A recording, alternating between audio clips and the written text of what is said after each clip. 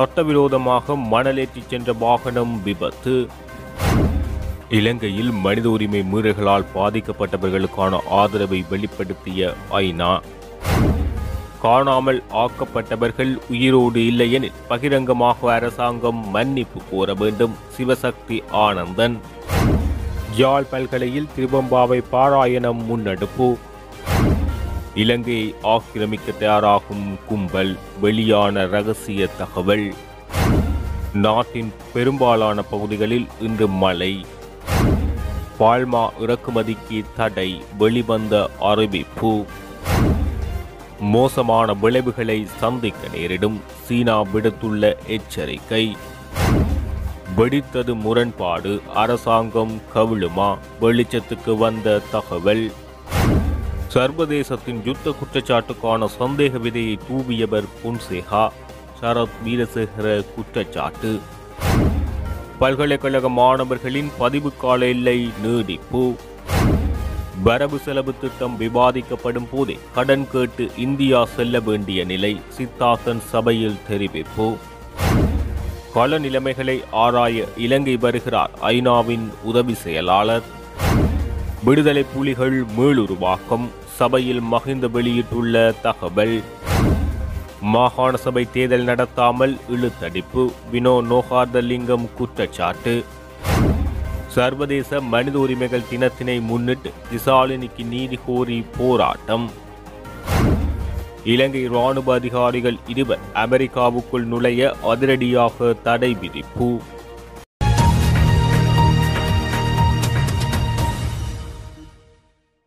நாட்டின் பெரும்பாலான பகுதிகளில் இன்று மழையுடனான வானிலை காணப்படும் என வளிமண்டலவியல் திணைக்களம் தெரிவித்துள்ளது. மேல் சப்ரமுவ மற்றும் மத்திய மாகாணங்களின் சில பகுதிகளிலும், காலி மற்றும் மாத்தறை மாவட்டங்களின் சில பகுதிகளிலும் மாலை அல்லது இரவு வேளையில் மழை அல்லது இடியுடன் கூடிய மழை பெய்யக்கூடிய சாத்தியம் காணப்படுகின்றது. மேற்படி பிரதேசங்களில் சில இடங்களில் 50 மில்லிமீட்டருக்கும் அதிகமான ஓரளவு பலத்த மழை வீழ்ச்சி எதிர்பார்க்கப்படுகின்றது. அத்துடன் கிழக்கு மற்றும் ஊவா மாகாணங்களின் சில பாகங்களில் மழை அல்லது இடியுடன் கூடிய மழை பெய்யக்கூடும் எனவும் வளிமண்டலவியல் திணைக்களத்தின் அறிக்கையில் குறிப்பிடப்பட்டுள்ளது. இலங்கையில் மனித உரிமை மீறல்களால் பாதிக்கப்பட்டு உண்மைக்காகவும் நீதிக்காகவும் போராடி கொண்டிருக்கும் தரப்பினருக்கான தமது ஆதரவை வெளிப்படுத்தியுள்ள ஐக்கிய நாடுகள் சபை சிவில், பொருளாதார, கலாச்சார, சமூக மற்றும் அரசியல் உள்ளடங்களாக அனைத்து துறைகள் சார்ந்த மனித உரிமைகளும் அனைத்து தரப்பினருக்கும் பொதுவானவை என்பதை உணரச் செய்யும் வகையில் செயற்பட தயாராக இருப்பதாக தெரிவித்துள்ளது. சர்வதேச மனித உரிமைகள் தினத்தை முன்னிட்டு இலங்கையில் உள்ள ஐக்கிய நாடுகள் அலுவலகத்தினால் வெள்ளிக்கிழமை வெளியிடப்பட்டுள்ள அறிக்கையிலே மேற்கண்டவாறு குறிப்பிடப்பட்டுள்ளது. இவ்வறிக்கையில் மேலும் தெரிவித்தது, மனித உரிமைகளை முழுமையாக அனுபவிப்பதற்கு அவசியமான அடிப்படை காரணி சமத்துவம் என்பதை இம்முறை ஐக்கிய நாடுகள் சபை வலியுறுத்த விரும்புகின்றது. மனித உரிமை தொடர்பான சர்வதேச பிரகடனத்தின் முதலாவது சரத்தில் அனைத்து மனிதர்களது கௌரவத்தையும் உரிமைகளையும் அனுபவிப்பதில் சுதந்திரத்துடனும் சமத்துவத்துடனுமே பிறந்திருக்கின்றார்கள் என குறிப்பிடப்பட்டுள்ளது. நம் அனைவருக்குமான உரிமைகள் சமனானவையாக இருப்பினும் அந்த உரிமைகள் முழுமையாக அனுபவிப்பதில் அனைவருக்கும் சமத்துவம் இல்லை என்பது கவலைக்குரிய விடயமாகும். கொரோனா வைரஸ் பரவல் மூலம் உலகளாவிய ரீதியில் சுகாதார சேவை, தடுப்பூசி, கல்வி மற்றும் சமூக பாதுகாப்பு ஆகியவற்றை பெற்றுக்கொள்வதில் தனிநபர்களுக்கு இடையூறு, சமூகங்களுக்கும் இடையில் காணப்படும் ஏற்றத்தாழ்வு நன்கு வெளிப்பட்டது. இந்த தொற்று பரவலின் சமூக மற்றும் பொருளாதார ரீதியான விளைவுகள் ஏற்கனவே வலுவிழந்த நிலையில் இருப்பவர்கள் மீது எத்தகைய தாக்கங்களை ஏற்படுத்தி இருக்கின்றது என்பதையும், சிவில் மற்றும் அரசியல் உரிமைகள் பல்வேறு வழிகளில் மட்டுப்படுத்தப்படுவதையும் அல்லது முழுமையாக மறுக்கப்படுவதையும் அவதானிக்க முடிந்தது. எனவே தொற்று பரவலிலிருந்து மீட்சியடைதல் என்பது மேலும் சமத்துவமான சிறந்த உலகை கட்டியெழுப்புவதற்கான வாய்ப்பாகும். நாம் நமது பொருளாதாரத்தை கட்டியெழுப்பும் அதேவேளை மறுபுறம் நீதியிலும் பொறுப்பு கூறலிலும் உள்ள நம்பிக்கையையும் கட்டியெழுப்ப வேண்டும். அதேபோன்று பொது கட்டமைப்புகளை வலுப்படுத்துவதுடன் அனைத்து தரப்பினரையும் உள்வாங்கும் வகையிலான சமூகத்தை உருவாக்க வேண்டும். சிறந்த எதிர்காலத்தை கட்டியெழுப்புவதற்கு நீதி, சமத்துவம், சுய கௌரவம், மனித உரிமைகள் ஆகியவற்றை அனைத்து வழிமுறைகளிலும் முன்னிலைப்படுத்தி செயலாற்ற வேண்டும். இந்நிலையில் சிவில், பொருளாதார, கலாச்சார, சமூக மற்றும் அரசியல் உள்ளடங்களாக அனைத்து துறைகள் சார்ந்த மனித உரிமைகளும் அனைத்து தரப்பினருக்கும் பொதுவானவை என்பதை உணரச் செய்யக்கூடிய வகையில் இலங்கை அரசாங்கத்துடன் ஒன்றிணைந்து பணியாற்ற நாம் தயாராக இருக்கின்றோம். இந்நோக்கத்தை அடைந்து கொள்வதற்கு சமூகத்தின் அனைத்து தரப்பினரும் தமது பங்களிப்பை வழங்க முடியும் என்பதுடன் இதில் குறிப்பாக அரச கட்டமைப்புகள் முக்கிய வகிபாகத்தை கொண்டுள்ளன. மேலும் இலங்கையில் மனித உரிமைகளை வலுப்படுத்துவதற்காக நாளாந்தம் தமது பங்களிப்பை வழங்குகின்ற மனித உரிமைகள் செயற்பாட்டாளர்களை பாராட்டுகின்றோம். அத்தோடு மனித உரிமை மீறல்கள் பாதிக்கப்பட்டு உரிமைக்காகவும் நீதிக்காகவும் போராடி கொண்டிருக்கும் தரப்பினருடனான எமது ஒருமைப்பாட்டை வெளிப்படுத்துகின்றோம் என அவ்வறிக்கையில் குறிப்பிடப்பட்டுள்ளது. கருப்பு பண கோஷ்டி ஒன்று 2022 ஆண்டில் நாட்டை ஆக்கிரமிக்கப் போகின்றது என்ற ரகசிய தகவல் தமக்கு கிடைத்துள்ளதாக ஐக்கிய மக்கள் சக்தியின் பாராளுமன்ற உறுப்பினர் ஏரான் விக்ரமரத்ன தெரிவித்துள்ளார். பாராளுமன்றத்தில் நேற்று வெள்ளிக்கிழமை இடம்பெற்ற வரவு செலவு திட்டத்தின் நிதி ஒதுக்கீடுகள் மீதான குழுநிலை விவாதத்தில் பங்கேற்று உரையாற்றும் போது அவர் இதனை தெரிவித்துள்ளார். ஸ்ரீலங்கா பொதுஜன முன்னணி அரசாங்கத்தை கையில் எடுத்ததிலிருந்து நாட்டின் சகல துறைகளும் வீழ்ச்சி கண்டுள்ளது. பொருளாதாரம் சரிந்துவிட்டது. மக்களை வரிசையில் நிற்க வைத்து விட்டார்கள். நாடே நிதி நெருக்கடிக்குள் வீழ்ச்சி கண்டுவிட்டது. வரவு செலவு திட்டத்தை கூட கடன்களின் கையாள முடியாத நிலைமை ஏற்பட்டுள்ளது. உலகில் உள்ள நாடுகள் தமது வெளிநாட்டு கையிருப்பை 1 பில்லியனுக்கு குறைவாக கொண்டுள்ள நாடொன்று இருக்குமென்றால் அது இலங்கை என பதிவு செய்து கொள்ள வேண்டுமென்றளவும் அந்தளவும் மோசமான நிலைக்கு நாடு சென்றுள்ளது. இந்நிலையில் எந்த நாடும் எமக்கு கடன் கொடுக்காது. அத்தியாவசிய பொருட்களை இறக்குமதி செய்ய முடியாத நிலைமை ஏற்பட்டுள்ளது. குறுகிய கால திட்டங்களை சமர்ப்பித்து நாட்டின் நிதி நெருக்கடியை கையாள முடியாது. நாடு இதனை தாண்டிய பாரிய பொறிக்குள் சிக்கிக் கொண்டுள்ளது. எமது பிணைகளை கூட பெற்றுக்கொள்ள எவரும் தயாரில்லை. அப்படியே பெற்றுக்கொள்ள வந்தாலும் அவர்கள் கருப்பு பண வியாபாரிகள் மட்டுமே வருவார்கள். அவ்வாறான கருப்பு பண கோஷ்டி ஒன்று 2022 ஆண்டில் நாட்டை ஆக்கிரமிக்கப் போகின்றது என்ற தகவலும் கிடைத்துள்ளது. இந்த நாட்டை பேன்மென்சோ வினால் மீட்டெடுக்க முடியாது என்ற மனநிலையிலிருந்து விடுபட முடியும். நாடு அவசர சிகிச்சை பிரிவில் ஒப்படைக்கப்பட்ட நிலைக்கு தள்ளப்பட்டுள்ளது. எனவே நாட்டை உடனடியாக மாற்றியமைக்க வேண்டும் என கூறப்பட்டுள்ளார்.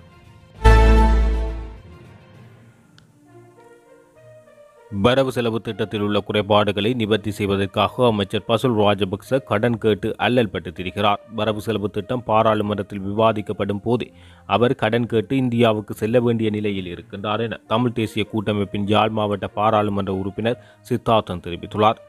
பாராளுமன்றத்தில் நேற்றைய தினம் இடம்பெற்ற நிதியமைச்சு, பொருளாதார கொள்கைகள் மற்றும் திட்ட செயற்படுத்திய அமைச்சு, நிதி மூலதன சந்தை மற்றும் அரச தொழில் முயற்சி மறுசீரமைப்பு ராஜாங்க அமைச்சு, சமுத்தி உள்ளக பொருளாதார நுண்ணிதிய சுயநொழில் மற்றும் தொழில் அபிவிருத்தி ராஜாங்க அமைச்சுக்கான நிதி ஒதுக்கீடுகள் மீதான குழுநிலை விவாதத்தில் உரையாற்றும் போது அவர் தெரிவித்துள்ளார். பலமான செல்வாக்கு மிக்க அரசின் செல்வாக்குள்ள நிதி விடயத்தில் மட்டுமல்ல, ஏனைய விடயங்களிலும் கூட பலமாக உள்ள அமைச்சர் தான் பசுல் ராஜபக்ச. அவரது காலத்தில் வடகிழக்கில் இருக்கக்கூடிய இடங்கள் கட்டுப்பாட்டுக்குள் கொண்டு வரப்படும் போது அந்த இடங்களுக்கு நேரடியாக சென்று அந்த பகுதி பார்வையிட்டு அங்கு தேவையான அபிவிருத்திகள் பற்றி அங்கு இருக்கக்கூடிய அரசியல், சமூக, அரசு அதிகாரிகளுடன் கலந்துரையாடி செயல்பட்டு வந்துள்ளார். ஆனால் இன்று அவரின் செயல்பாடுகள் இன்றுள்ள நிதி நெருக்கடியினாலோ என்ன காரணத்தினாலோ கொஞ்சம் குறைவாகவே பலரும் பார்க்கின்றனர். வடக்கு கிழக்கில் 30 தொடக்கம் 40 வருடங்களாக யுத்தத்தை கண்டு வந்த இடத்தில் ஏறக்குறைய 1 லட்சம் பெண் தலைமைத்துவ குடும்பங்கள் அங்குள்ளன. அவர்களுக்கான வருமானங்கள் மிகவும் குறைவாக உள்ளன. முக்கியமாக இந்த கொரோனா காலத்தில் உலகம் முழுக்க கஷ்டங்கள் உள்ள காலத்தில் நாளாந்த வருமானங்களை பார்த்திருக்கின்ற மக்கள் மத்தியிலே இந்த பெண் தலைமைத்துவ குடும்பங்கள் மிக கஷ்டத்தில் வாடிக்கொண்டிருக்கின்றன. இவர்களுக்கு ஏதாவது ஒரு வழியில் உதவ வேண்டும். குடிசை கைத்தொழில், ஆடு வளர்த்தல், மாடு, கோழி வளர்த்தல் போன்றவனவற்றை அவர்களுக்கு கொடுக்கலாம் என பலர் கூறுகின்றனர். ஆனால் அதில் உள்ள பிரச்சனை என்னவென்றால் இன்று பல மக்களிடம் ஆட்டிறைச்சி, கோழிறைச்சி வாங்கி உண்ண பணம் இல்லை. அதுதான் உண்மை. ஆகவே அவர்கள் உற்பத்தி செய்யக்கூடிய கைத்தொழில் பொருட்கள் எல்லாம் வீடுகளில் தேங்கி கிடக்கின்றன. இவற்றை சந்தைப்படுத்துவதற்கு உதவி செய்வதுடன் அவர்களின் அன்றாட வாழ்க்கையை கொண்டு நடத்துவதற்கு ஏதாவது ஒரு வழியில் அமைச்சர் உதவ வேண்டும். வரவு செலவு திட்டத்தில் உள்ள குறைபாடுகளை நிவர்த்தி செய்வதற்காக கடனுக்காக அமைச்சர் பசுல் ராஜபக்ச அல்லல் படுத்திருக்கிறார். இந்த வரவு செலவு திட்டம் பாராளுமன்றத்தில் விவாதிக்கப்படும் போதே அவர் கடன் கேட்டு இந்தியாவுக்கு செல்ல வேண்டிய நிலையில் இருக்கின்றார். இந்தியா, சர்வதேச நாணய நிதியம், பங்களாதேஷ் என இப்படி பல நாடுகள் அமைப்புகளிடம் கடன் கேட்கும் நிலையிலே இருக்கின்றோம். இவ்வளவு பொருளாதார நெருக்கடி வந்தமைக்கு மிக முக்கிய காரணம் இந்த அரசோ கொரோனாவோ மாத்திரமல்ல. ஏறக்குறைய சுதந்திரம் பெற்ற காலம் முதல் இந்த நாட்டில் இருக்கக்கூடிய ஸ்திரமல்லாத தன்மை. இது தேசிய இனப்பிரச்சனையினால் வந்த பிரச்சனை. இந்த பிரச்சனையை தீர்ப்பதற்கு பல மாநாடுகள், கூட்டங்கள், ஒப்பந்தங்கள் எல்லாம் செய்யப்பட்டன. ஒவ்வொரு ஒப்பந்தங்களும் கிழித்தெறியப்பட்டன. இந்த நாட்டுக்கு மாத்திரமல்ல, நாட்டுக்கு வெளியே கூட நடந்தன. நான் இந்த அரசை மட்டும் கூறவில்லை. ஒவ்வொரு அரசும் ஒவ்வொரு முயற்சிகளை எடுக்கும் போது அதன் எதிர்க்கட்சிகள் குழப்புவதே வழமை. திம்பு, ஒஸ்லோ பேச்சுவார்த்தை ஒப்பந்தங்கள் நடைமுறைப்படுத்தப்படாமையே இந்த ஸ்திரமற்ற நிலைமைக்கு காரணம் என தெரிவித்துள்ளார். யாழ்ப்பாண பல்கலைக்கழகத்தில் 2வது வருடமாக இம்முறை திருபொம்பாவை பாராயணம் முன்னெடுக்கப்பட்டது. யாழ்ப்பாண பல்கலைக்கழகத்தின் துணைவேந்தர் ஸ்ரீ சர்க்குணராஜாவின் வழிகாட்டலில் 3ஆம் வருட கலைப்பீட மாணவர்களினால் திருபொம்பாவை பாராயணம் இம்முறை அனுஷ்டிக்கப்பட்டது. ஜாழ் பல்கலையின் பரமேஸ்வரா முன்றலில் அதிகாலை வேளையில் ஆரம்பமாகும் பராயணம் பாலசிங்கம் விடுதியை அடைந்து பின்னர் தபால்பட்டி சந்தி ஊடாக பரமேஸ்வரா சந்தியை அடைந்து பல்கலை பரமேஸ்வரா கோயில் முன்றலில் நிறைவடையும். இதன்போது குறிப்பிட்ட வீதிகளில் காணப்படுகின்ற கோவில்களிலும் மாணவர்களினால் பராயணம் முன்னெடுக்கப்பட்டது. இக்காலகட்டத்தில் ஆன்மீக ரீதியான மாணவர்களின் செயற்பாடுகள் குறைந்துள்ள நிலையில் இவ்வாறான முன்மாதிரியான செயற்பாடு பல இடமும் வரவேற்பு பெற்றுள்ளது.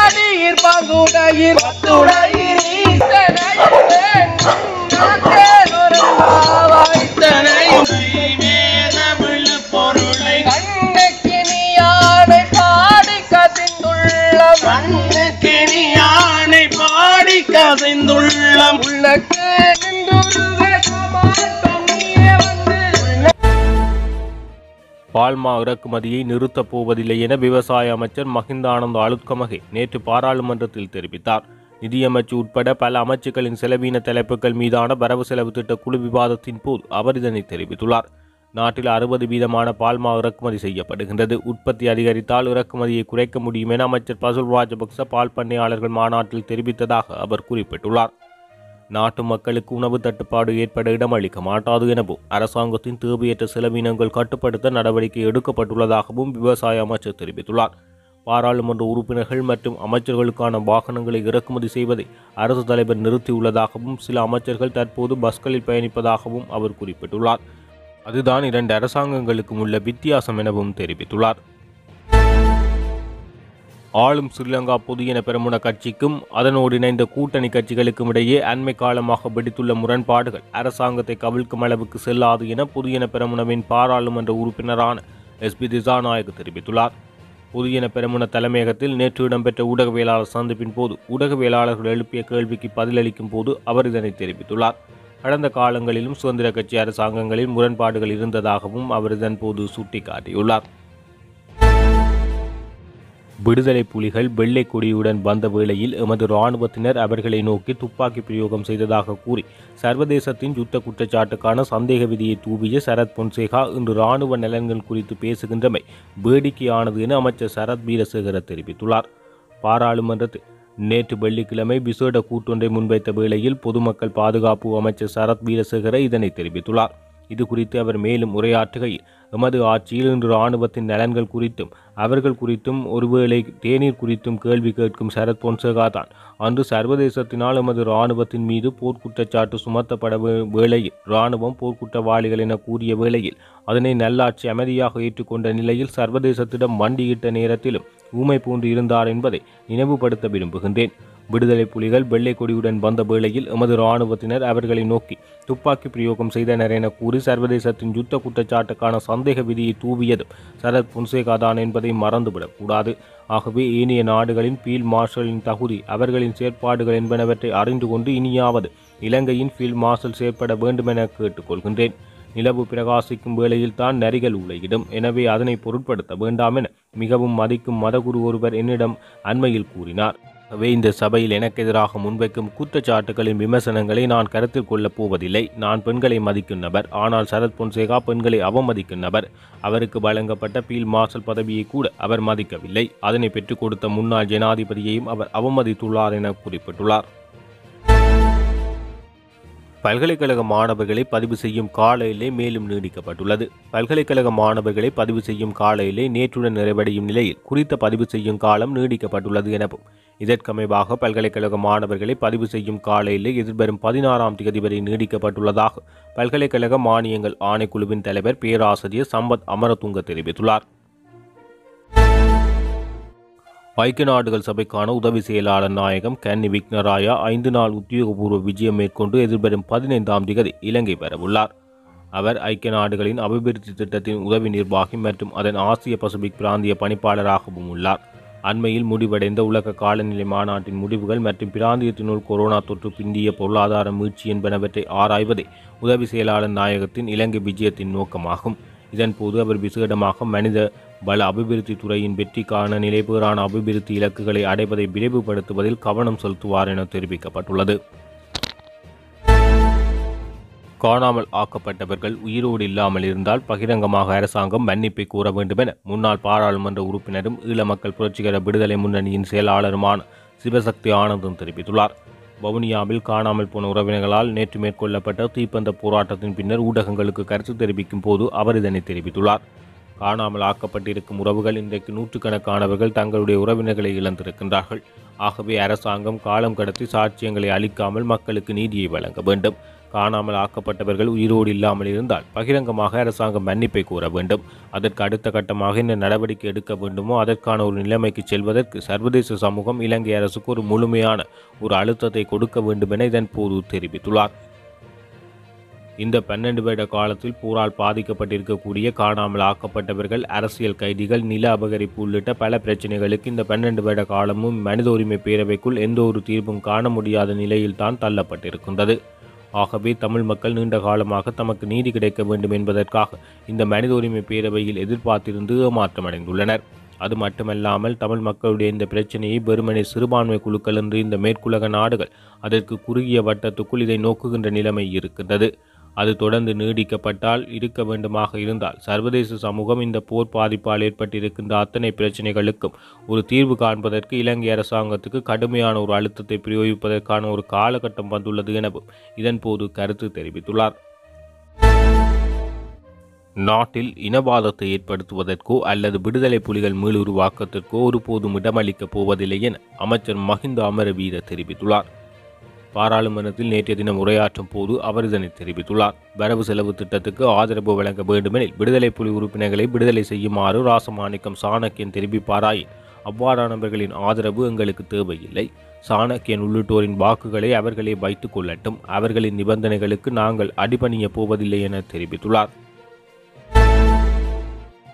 மாகாண சபை தேர்தலை நடத்தாமல் இழுத்தடிப்பு செய்வது தொடர்பாக சுவிஸ் நாட்டின் இலங்கைக்கான தூதுவரிடம் தெளிவுபடுத்தியுள்ளதாக தமிழ் தேசிய கூட்டமைப்பின் வன்னி மாவட்ட பாராளுமன்ற உறுப்பினர் எஸ் பினோ நோகார்தலிங்கம் தெரிவித்துள்ளார். சுவிஸ் நாட்டின் இலங்கைக்கான தூதுவர் டொமினிக் பெர்கலர் மற்றும் அரசியல் துறை செயலாளர் சிடோனியா கபிரியல் அம்மையார் ஆகியோருடன் தமிழ் தேசிய கூட்டமைப்பின் பாராளுமன்ற உறுப்பினர்கள் உள்ளடங்கிய குழு நேற்று காலை 9 மணிக்கு கொழும்பில் உள்ள தூதரகத்தில் சந்தித்து கலந்துரையாடியது. குறித்த சந்திப்பின் போது சமகால அரசியல் நிலவரங்கள் குறித்து கலந்துரையாடப்பட்டதாகவும் குறிப்பாக இலங்கை அரசியல் அமைப்பின் 13வது திருத்தச் சட்டம் ஊடாக கொண்டுவரப்பட்ட மாகாண சபை முறைமையை இல்லாமல் செய்ய அரசாங்க முயற்சிகளை மேற்கொண்டு வருகின்றமை பற்றியும் அதேபோல் அதிகாரங்களை பகிர்வதை விரும்பாமல் இருக்கின்ற அதிகாரங்களை கூட பறித்தெடுப்பதையும் மாகாண சபை தேர்தல் நடத்தாமல் இழுத்தடிப்பு செய்வதையும் நாங்கள் சுட்டிக்காட்டியதாக தெரிவித்துள்ளார். மேலும் தமிழ் தரப்பின் ஒற்றுமையின்மையும் அதற்கான வாய்ப்பாக உள்ளதை நாங்கள் ஏற்றுக்கொண்டதை அவர்களுக்கு தெரிவித்தோம். தமிழ் பிரதேசங்களில் குறிப்பாக வடக்கு கிழக்கில் அரசாங்கத்தின் காணி அபிவிருத்தி திட்டங்கள், சிங்கள குடியேற்றங்கள் சம்பந்தமாகவும் கலந்துரையாடினோம். அரசியல் அதிகார பகிர்வின் ஊடான மாகாண சபை தொடர்பாக கூடுதலாக கலந்துரையாடி அவர்களுக்கு விளக்கம் அளித்தோம். குறித்த சந்திப்பு வெளிநாட்டு தூதுவர்களை சந்தித்து சமகால அரசியல் பற்றியும் தமிழ் மக்களின் எதிர்நோக்கு அன்றாட பிரச்சினைகள் தொடர்பாகவும் அரசியல் பிரச்சினைகள் தொடர்பாகவும் கலந்துரையாடுவதற்கான தொடர்ச்சியாக இன்று இந்த சந்திப்பு இடம்பெற்றது.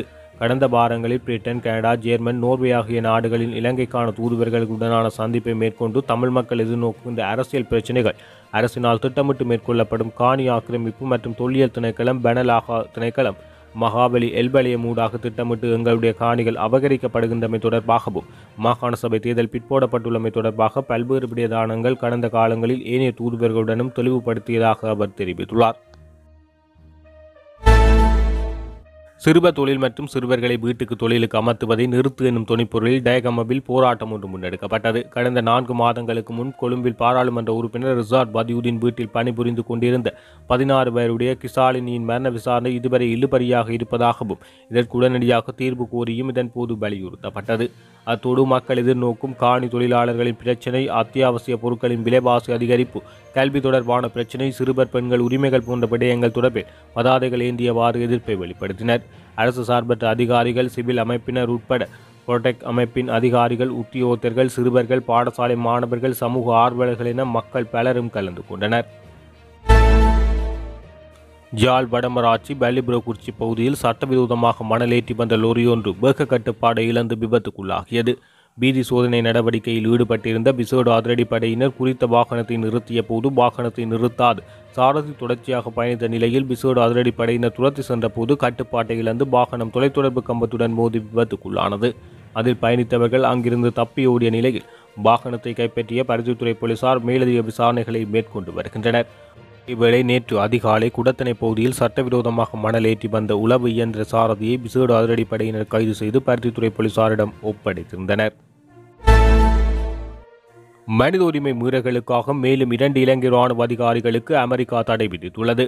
மேலும் போர்க்குற்றங்கள் தொடர்பில் குற்றம் சாட்டப்பட்டவர்கள் மீதான தடைகளை வெளியுறவுத்துறை மேலும் விரிவுபடுத்தியுள்ளது.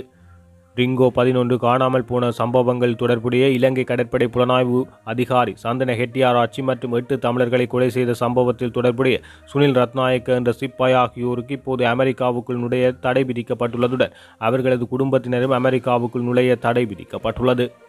போர்க்குற்றங்களில் ஈடுபட்டதற்காக அமெரிக்காவில் நுழைவதற்கு தடை விதிக்கப்பட்ட 2வது மற்றும் 3வது இலங்கை படையினர் இவர்கள் ஆவார். 2020 ஆண்டில் இலங்கை இராணுவ தளபதி சபேந்திர சில்வா அமெரிக்காவுக்குள் நுழைவதற்கு தடை விதிக்கப்பட்டது. அவரது கட்டளை பொறுப்பின் மூலம் மனித உரிமைகள் மீறல்களில் ஈடுபட்டது பற்றிய நம்பகமான தகவல்கள் காரணமாக எங்கள் வெளியுறவு கொள்கை மையத்தின் மனித உரிமைகள் வைப்பதத்தில் நாங்கள் உறுதியாக உள்ளோம். மேலும் மனித உரிமை மீறல்கள் மற்றும் துஷ்பிரயோகங்கள் எங்கு நடந்தாலும் அவற்றின் மீது கவனத்தை ஈர்க்கவும் பொறுப்புக்கூறலை மேம்படுத்தவும் பொருத்தமான கருவிகள் மற்றும் அதிகாரங்களை பயன்படுத்துவதன் மூலம் இந்த உறுதிப்பாட்டை நாங்கள் மீண்டும் உறுதிப்படுத்துகிறோம் என்று அமெரிக்கா தெரிவித்துள்ளது. இதேவேளை 2008-2009 காலப்பகுதியில் கொழும்பில் 11 இளைஞர்கள் கடத்தப்பட்டு காணாமல் ஆக்கப்பட்ட வழக்கில் முக்கிய சந்தேக நபராக குறிப்பிடப்படும் இலங்கை கடற்படையின் முன்னாள் புலனாய்வு அதிகாரியான நேவி சம்பத் என அழைக்கப்படும் லெப் கமாண்டர் சந்தன பிரசாத் கெட்டியாராச்சி கைது செய்யப்பட்டு பின்னர் பிணையில் விடுதலை செய்யப்பட்டிருந்தமையும் குறிப்பிடத்தக்கது. பீஜிங் குளிர்கால ஒலிம்பிக் போட்டியை புறக்கணிக்கும் நாடுகள் கடும் விளைவுகளை சந்திக்க நேரிடும் என சீனா எச்சரிக்கை விடுத்துள்ளது. சீன தலைநகர் பீஜிங்கில் வரும் பிப்ரவரி மாதம் 4ஆம் தேதி முதல் 20ஆம் தேதி வரை குளிர்கால ஒலிம்பிக் போட்டி நடைபெறவுள்ளது. சீனாவில் சிறுபான்மையினரான இஸ்லாமிய மக்கள் இனப்படுகொலை செய்யப்படுவதாக எழுந்த குற்றச்சாட்டை அடுத்து மனித உரிமை மீறலில் ஈடுபடும் சீனாவுக்கு பல உலக நாடுகள் கண்டனம் தெரிவித்தது. இதை காரணம் காட்டி பீஜிங் குளிர்கால ஒலிம்பிக் போட்டியை ராஜதந்திர ரீதியாக புறக்கணிப்பதாக அமெரிக்கா அறிவித்தது. அமெரிக்காவை தொடர்ந்து ஆஸ்திரேலியா, நியூசிலாந்து, கனடா மற்றும் பிரிட்டன் உள்ளிட்ட நாடுகளும் குளிர்கால ஒலிம்பிக் போட்டிக்கு அரசு அதிகாரிகளை அனுப்ப மாட்டோம், வீரர்களை மட்டும் அனுப்புவோம் என அறிவுறுத்தியுள்ளன. இந்நிலையில் தங்கள் மீது வீணாக பழி போட்டு ஒலிம்பிக் போட்டியில் அரசியல் செய்வதாக அமெரிக்காவை கண்டித்துள்ள சீனா போட்டியை புறக்கணிக்கும் நாடுகள் மோசமான விளைவுகளை சந்திக்க நேரிடும் என எச்சரிக்கை விடுத்துள்ளது.